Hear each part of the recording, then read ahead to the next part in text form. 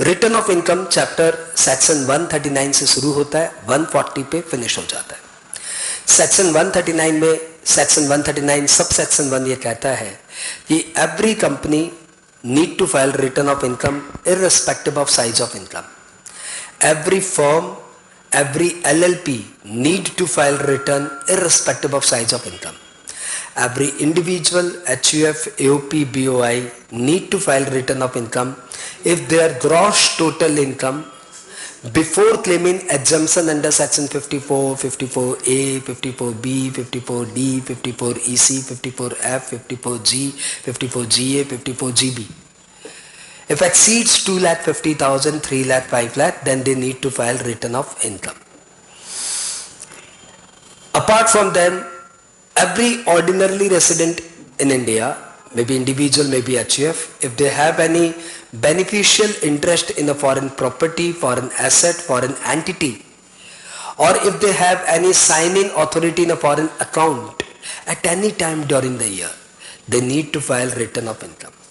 Apart, any person whose electricity bill in aggregate in a year exceeds 1 lakh, any person who made a foreign travel or sponsored a foreign travel in aggregate exceeding rupees 2 lakh, or any person in whose current bank account in a bank or cooperative bank deposit in aggregate exceeds 1 crore need to file return of income irrespective of size of income. Company को तो return भरना ही पड़ेगा, चाहे वो liquidating company हो, चाहे वो डिफंट company हो, चाहे वो कंपनी इनकॉर्पोरेटेड लेकिन स्टार्ट नहीं किया बिजनेस, रिटर्न भरना पड़ेगा, चाहे वो एग्रो कंपनी ही क्यों ना हो, रिटर्न भरना पड़ेगा। रिटर्न भरने की ड्यू डेट है नॉर्मली जिनकी ऑडिट कंपलसरी नहीं है उनके लिए 31 जुलाई ऑफ असेसमेंट ईयर, जिनकी ऑडिट कंपलसरी है उनके लिए टाइम लिमिट है 31 अक्टूबर ऑफ असेसमेंट ईयर, परंतु ऑडिट रिपोर्ट 1 महीने पहले जमा करनी पड़ती है, यानी ऑडिट रिपोर्ट जमा करने की टाइम लिमिट है 30 सितंबर ऑफ असेसमेंट ईयर। जिन लोगों का इंटरनेशनल टैक्सेशन में कोई ट्रांजैक्शन हुआ है, यानी इंटरनेशनल ट्रांजैक्शन हुआ है, उनके लिए रिटर्न भरने की टाइम लिमिट है 30 नवंबर ऑफ असेसमेंट ईयर। यदि कोई पार्टनरशिप फर्म टैक्स ऑडिट में फॉल करता है तो उसके सारे partners can file return till 31 October of assessment year. वैसे ही यदि किसी पार्टनरशिप फर्म का इंटरनेशनल टैक्सेशन होता है, इंटरनेशनल ट्रांजैक्शन होता है, तो उसके सारे partners can file return till 30 November. Normally return electronically ही भरा जाता है क्योंकि इलेक्ट्रॉनिक रिटर्न इन लोगों के लिए भरना मैंडेटरी है। किन किन के लिए? Number 1, every company need to file e return, every political party need to file e return, every AOP BOI need to file e return, every individual HUF firm whose tax audit is mandatory need to file e return, every बंदा जिसकी total income 5 lakh से ज्यादा है need to file e return, every individual HUF who is going to claim refund need to file e return. इसलिए ई return ही majorly popular है। इनके अलावा लोग चाहे तो मैनुअल रिटर्न भर सकते हैं, इनके अलावा लोग चाहे तो ई रिटर्न भी भर सकते हैं। ई रिटर्न ऑप्शनल तो सभी के लिए है।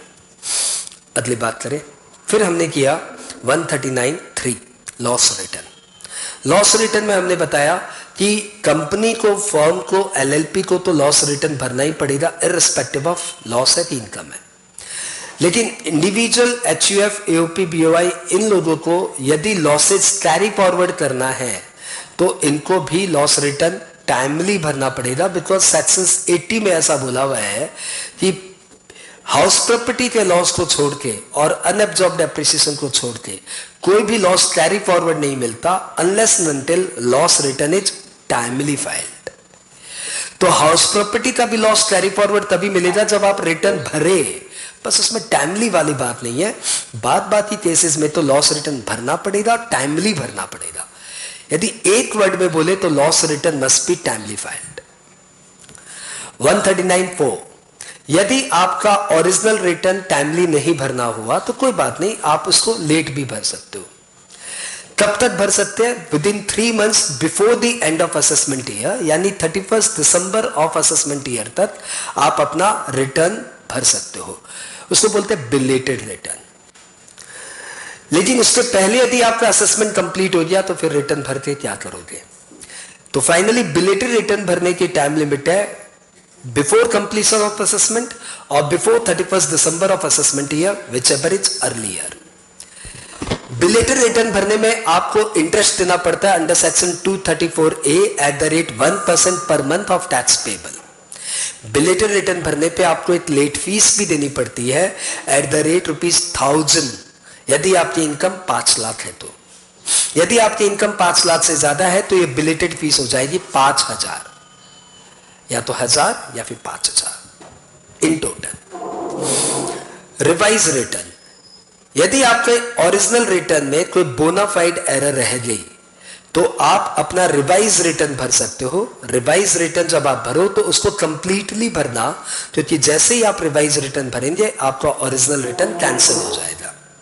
रिवाइज रिटर्न भरने की टाइम लिमिट भी वही है जो 139(4) में बिलेटेड रिटर्न की टाइम लिमिट थी, यानी बिफोर कंप्लीशन ऑफ असेसमेंट और 31 December of assessment year, which ever is earlier. Revise return भरने के लिए कोई फीस नहीं देनी पड़ती, कोई परमिशन नहीं लेनी पड़ती, कोई इंटरेस्ट भी नहीं लगता।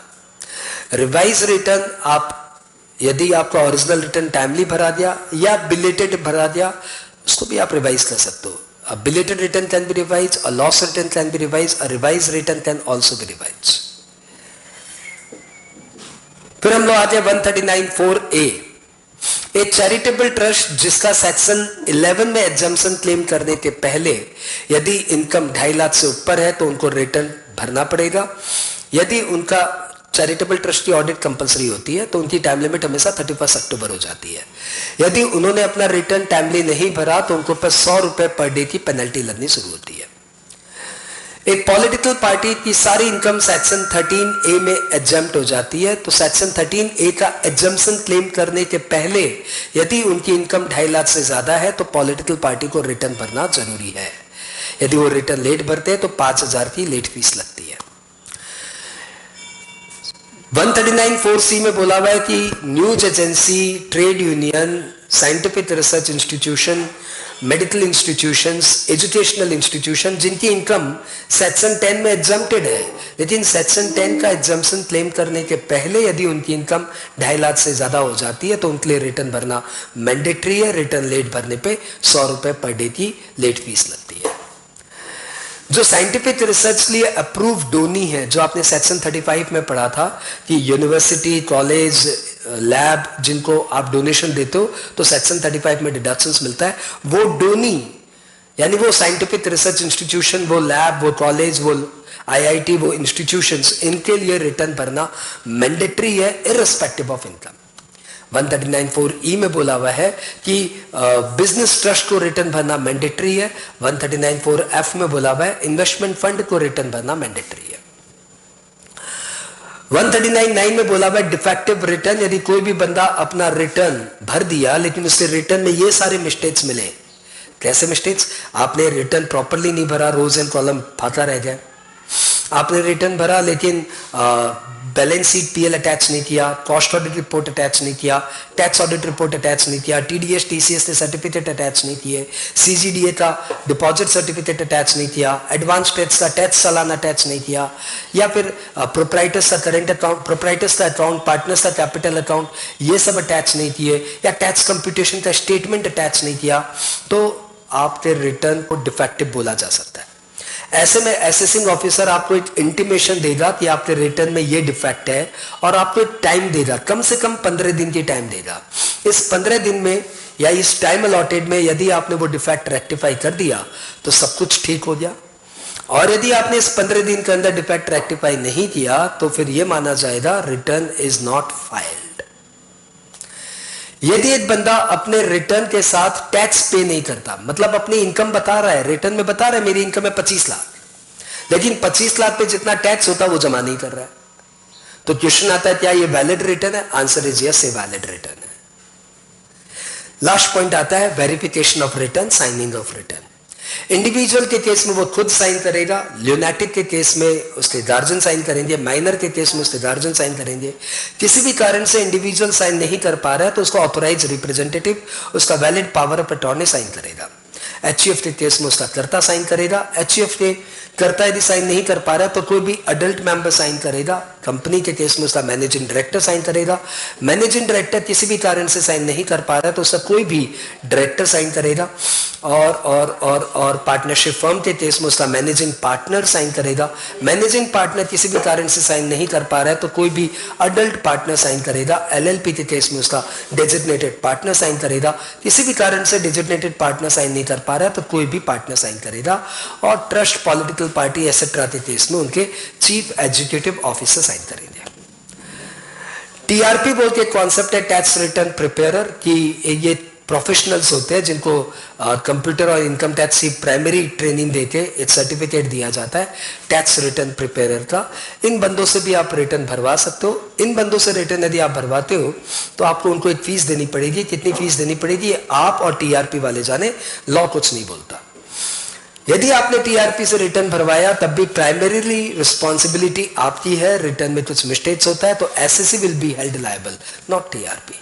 टीआरपी का अपना कोड ऑफ कंडक्ट है, वो अलग बात है, वो तो हर प्रोफेशनल का अपना कोड ऑफ कंडक्ट होता है। इसके अलावा आपने रिटर्न ऑफ इनकम चैप्टर में कुछ सम्स किए थे, वो आप अपनी कॉपी से देख लेना। कोई 10-12 7-8 एमसीक्यू होंगे वो देख लेना। That's all about this chapter.